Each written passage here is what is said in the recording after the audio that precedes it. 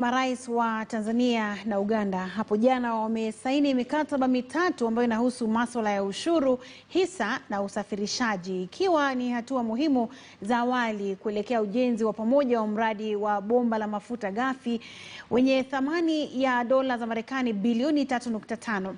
Makubaliano hayo yamefikiwa katika ziara ya kwanza ya nchi za nje ya Rais Samia Suluhu Hassan, ikiwa ni siku ya 24 tu tangu rais huyo kuingia madarakani. Mwanahabari wetu wa Tanzania Rajab Hassan anaangazia tija ya ziara hiyo katika maendeleo ya mradi huo mkubwa wa kikanda. Hii ni rasi ya Chongoleani mjini Tanga, Tanzania. Ncha ya mwisho ya bomba la mafuta ghafi la Afrika Mashariki EACOP lenye urefu wa kilomita 1445 kutoka Kabale Hoima nchini Uganda itaishia hapa, ambapo ghala la kuhifadhi mafuta hayo ghafi litajengwa hapa kabla ya kusafirishwa na kuuzwa katika soko la kimataifa. Kwa mujibu wa wataalamu wa uchumi, nchi za Uganda na Tanzania zitarajia mabadiliko makubwa ya kiuchumi kutokana na uwekezaji wa mradi huu wa dola za Marekani bilioni 3.5. Sisi ambao tumeshaingia kwenye uchumi wa kati, ingawa ni katika kile kiwango cha chini, hii pia ni fursa nzuri sana ya kutuongezea nafasi ya kusogea kule mbele zaidi. Hii nasema hii kwa sababu hata uwekezaji kutoka mataifa ya nje kuja nchi ya Tanzania utaongezeka sana. Inakisiwa kwamba huenda hata pato la taifa kwa ujumla, mataifa haya mawili kwa ujumla wake, inawezekana wenzetu Uganda wakawa zaidi, lakini kwa ujumla wake kuna uwezekano kukua kwa 60%. Bomba hilo la mafuta linalopashwa joto kwa mitambo ya umeme linakuwa bomba refu zaidi duniani. Inatarajiwa ujenzi utakuwa ndani ya miezi 36 baada ya makubaliano ya mwisho kufikiwa.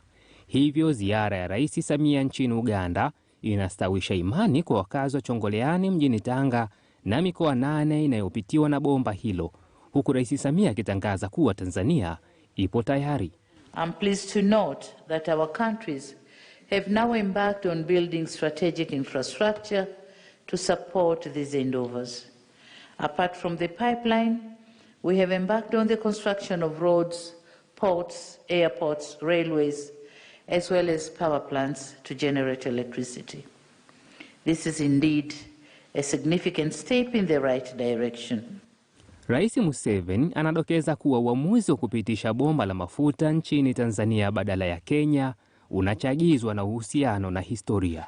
Kenya, of course, is a brother country, just like Tanzania. However, historically, there is this unique role of Tanzania. I'm therefore most satisfied that the project will make a modest contribution to the development of Tanzania. It cannot compensate for the huge sacrifice Tanzania made for the defeat of Idi Amin and the liberation of the whole of Southern Africa, Mozambique, Zimbabwe, Angola, Namibia, and South Africa. It is just a modest contribution. Ziara ya Rais Samia Suluhu nchini Uganda inawaleta pamoja wadau wa mradi wa bomba la mafuta la Afrika Mashariki ambao ni serikali ya Uganda na Tanzania, pia kampuni za mafuta za Ufaransa ikiwemo Total na kampuni nyingine za Uchina. Ikiwa sasa ni takribani miaka 4 tangu mtangulizi wa Rais Samia hayati John Pombe Magufuli na Rais Museveni waliposaini tamko la pamoja la mpango wa utekelezaji wa mradi. Rajab Hassan, KTN News, Dar es Salaam. Je, mkataba wa ushirikiano kati ya mataifa jirani ya Uganda na Tanzania unamaanisha nini kwa taifa la Kenya? Kwa miaka michache iliyopita, Kenya imekuwa na azma ya kuwa kituo kikuu cha usafiri na biashara kinachounganisha ukanda wa Afrika Mashariki. Azimio hilo likisababisha ujenzi wa miundo misingi mbalimbali